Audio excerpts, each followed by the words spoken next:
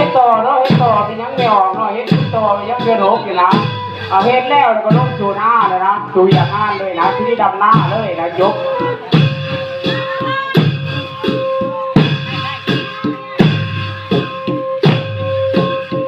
คือว่ามือกองก็ต้องคือว่าสมควรได้ดอกมือกองเนาะ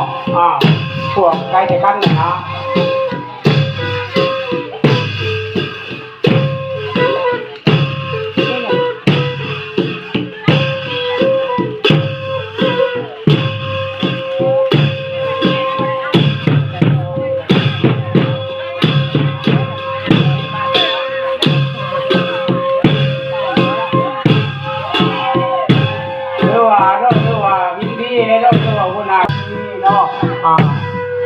เขาแก่ของเขาก็ดีใจเนาะ